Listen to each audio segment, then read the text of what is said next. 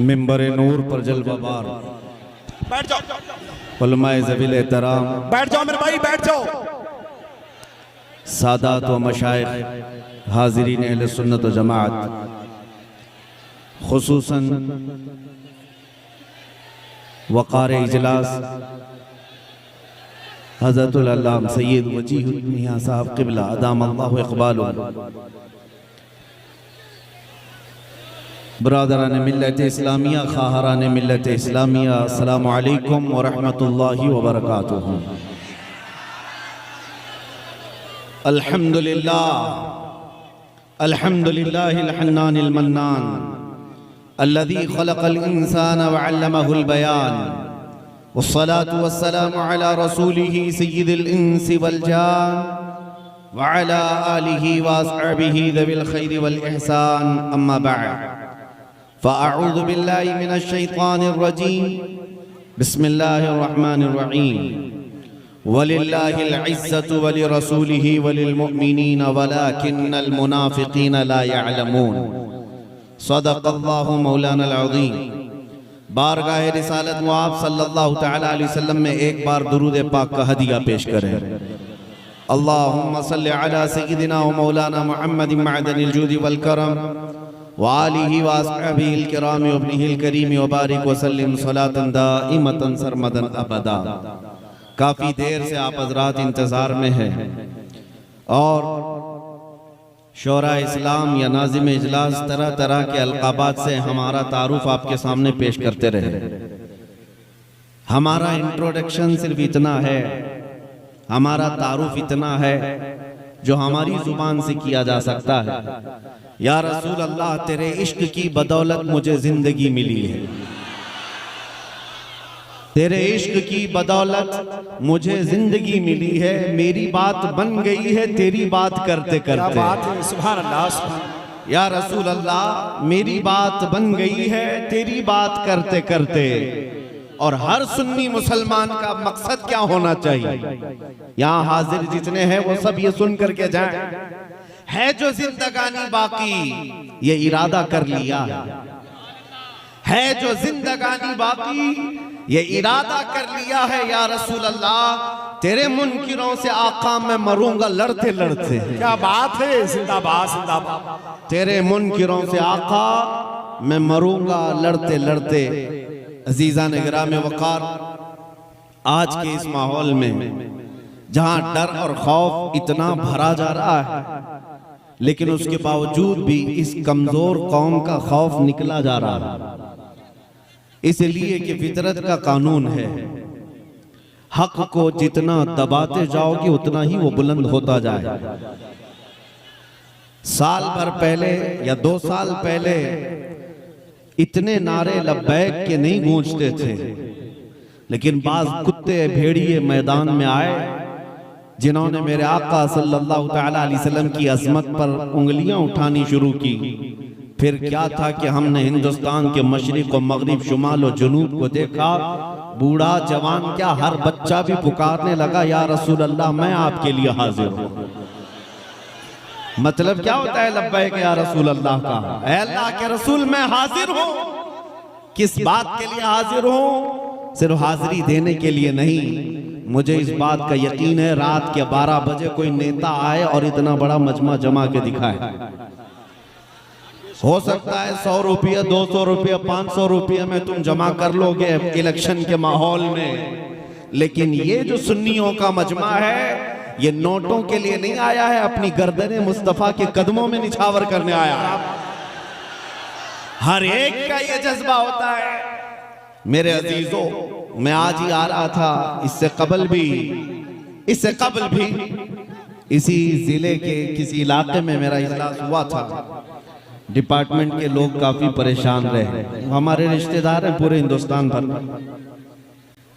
वजी मियां साहब भी फरमा रहे थे, बाज़ाब्ता तरीके से कुछ लोगों ने हमारी इमेज ऐसी क्रिएट की है। मैं आज आपके इस इलाके में आ रहा था तो कुछ लोगों ने मुझसे ये कहा कि आप बार बार यहाँ जाना थोड़ा सा कम कर लीजिए, यहाँ पर एक बहुत अलग किस्म का राज है।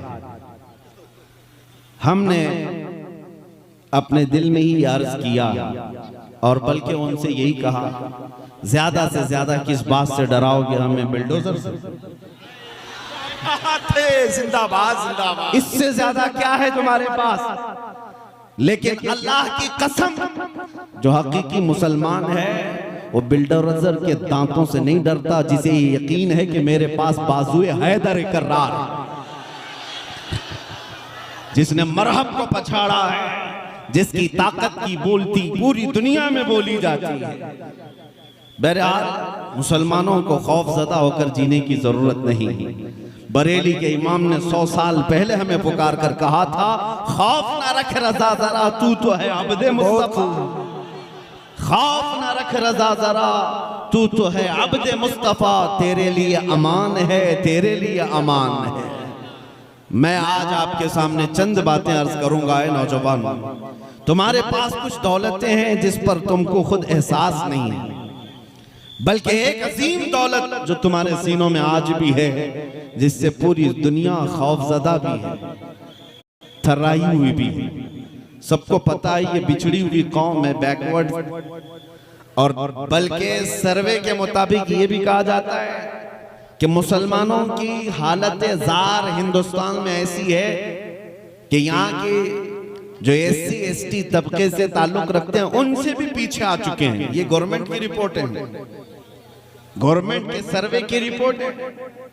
हम ये सारी रिपोर्ट्स को देखते हैं कि मुसलमानों की हालत इतनी खराब तुम ही पेश करते हो, फिर हम इनसे ही पूछते हैं, जब इन मुसलमानों की हालत इतनी खराब है हिंदुस्तान में, तो 24 घंटे मीडिया में हम पर ही डिस्कस क्यों करते हो?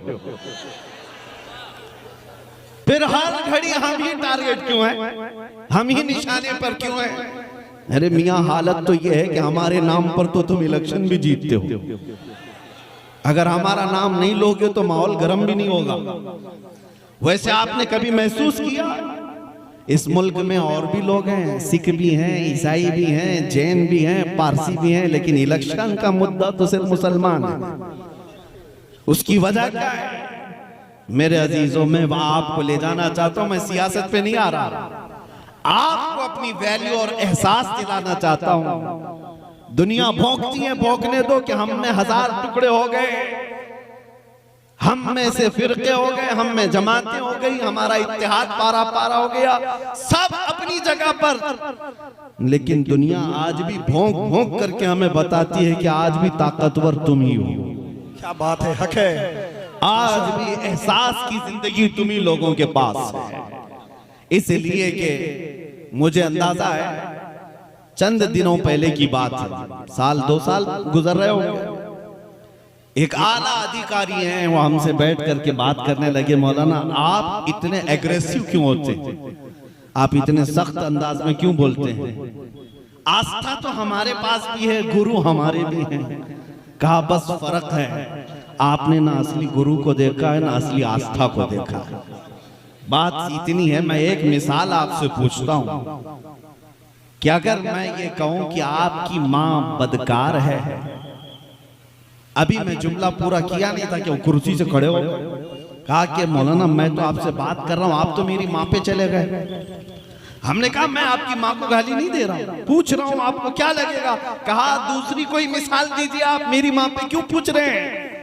मैंने कहा साहब अभी मिसाल भी आपको अच्छी नहीं लगी, वो भी मां के लिए। आप कान खोल करके सुन लें, आप जितना आपसे मोहब्बत करते होंगे वो अपनी जगह पर, करोड़ों माओ की मोहब्बत से ज्यादा मुसलमान अपनी नबी से मोहब्बत करता है। क्या बात है, जिंदाबाद जिंदाबाद, हक है। हम अपनी रूह और जान से ज्यादा जब तक मोहब्बत ना कर ले, मोमिन कामिल बन भी नहीं सकते, उस वक्त तक ईमान कंप्लीट हो भी नहीं सकता। मोहम्मद की मोहब्बत दीन हक की शर्त अव्वल है, इसी में हो अगर खामी तो सब कुछ नामुकम्मल है। क्या बात है, इसी में हो अगर खामी तो सब कुछ नामुकम्मल है। इसीलिए मैं उस नुक्ते की तरफ आपको लेकर के आना चाहता हूं। ऐ अजीजों, आज आपके दिलों में जिसने तड़प पैदा की है, जगह दिया है अज़मत मुस्तफ़ा के लिए, ये बहुत ही अहम उन्वान है, बहुत अहम टॉपिक है। पता है आपको, तकरीबन 15 साल के बाद डॉक्टर इकबाल ने, शायर मशरिक ने अपनी कौम को ये मैसेज दिया था। यूरोप को देख करके आया था इकबाल, वहां की तरक्कियों को देख करके आया था। और जब कौम ने पूछा मुसलमानों ने कि हमारी तरक्की किसमें है, तो इकबाल ने एक ही जुमला कहा था कि मोहम्मद से वफा तूने तो हम तेरे। बहुत खूब। ये जहां चीज है क्या लौहो कलम तेरे। तुम्हारी तरक्की का राज सिर्फ इतना ही है, उस नुक्ते पर आ जाओ जहां मेरे मुस्तफा ने अपने सहाबा को छोड़ा था। अजीज़ान इकराम वक़ार, आज हजारों टॉपिक हैं आपके साथ गुफ्तगू करने के लिए, लेकिन हर उन्वान की जान मेरे मुस्तफा की जात है। हर मौज़ूए सुखन की जान नबी पाक की जात है। अगर उसमें तुम कंप्लीट हो गए तो सारे मसाइल अल्लाह यूं ही हल फरमा देगा, सारी चीजों का हल आ जाएगा। बस ये आज से सीख करके उठो, हर नौजवान जैसे भी हो तैसे भी हो, लेकिन मेरे मुस्तफा की मोहब्बत का समझौता कभी नहीं करना। एक बात मैंने देखा है, लोग आज चाहे जितनी चीजों में बटे हुए हों, एक बात की तरफ अगर तुम आ जाओ, 1.5-2 साल पहले जब एक कुत्ता भौंक रहा था गुफे से बैठ करके हुजूर के नाम पर, और जब हमने उसको ललकार करके कहा था हम आ रहे हैं तुम्हारे जवाब के लिए, तो जानते हैं मेरे अजीजों, ये बात मैं आपको इसलिए अर्ज कर रहा हूं, हिंदुस्तान क्या पूरी दुनिया में से जितनी बड़ी खानकाएं होंगी या जितने उलमा या तंजीमें जिम्मेदार, सबके कुछ ना कुछ मैसेजेस आए, दुआएं आई, अपने तो अपने जो मकतबे फिक्र से हमारा कोई ताल्लुक ही नहीं, उन मकातिबे फिक्र के उलमा ने भी कहा कि मौलाना आपका और हमारा इख्तिलाफ बहुत पुराना है, लेकिन गुंबद खजरा की छांव में हम और आप इस मसले में एक। क्या बात है, हुजूर की इज्जत और अजमत के सिलसिले में बहरहाल उनकी बातें अपनी जगह पर, लेकिन मैं ये महसूस करता हूं आज भी उम्मत को अगर कोई चीज जोड़ सकती है तो नाम है मुस्तफा ही का। बहुत खूब हक है। मुस्तफा करीम सल्लल्लाहु तआला अलैहि वसल्लम की अजमत व मोहब्बत, इसी बात के लिए तो इमाम अहले सुन्नत फाजिल बरेलवी रहमतुल्लाह तआला अलैह ने कलम उठाया है। जिस मसले पर सबसे ज्यादा शिद्दत की है आला हज़रत इमाम अहले सुन्नत ने, वो मेरे मुस्तफा करीम की अजमत के मामले में, अजमत रिसालत, नामूस रिसालत का मसला हमारी जिंदगी का सबसे अहम उन्वान है, सबसे अहम टॉपिक है। इसीलिए ऐ नौजवानों, अगर मेरे आका की इज्जत सलामत है तो सब सलामत है। आज बहुत सारे लोग यहाँ के सवालात ये करते हैं, हम बड़े कसम पुरसी के आलम में जिंदगी गुजार रहे हैं, डर और खौफ भी है, हर शहर में एक अलग अलग बला फैली हुई है, खौफ और हिरास है, हुकूमत बदल गई है, अलग अलग अंदाज की शिकायतें हैं। लेकिन मैं आपको बताऊं, तुम किस किस चीज का रोना रोते रहो, ये मुसीबतें जो तुमको बड़ी लग रही हैं, क्यों?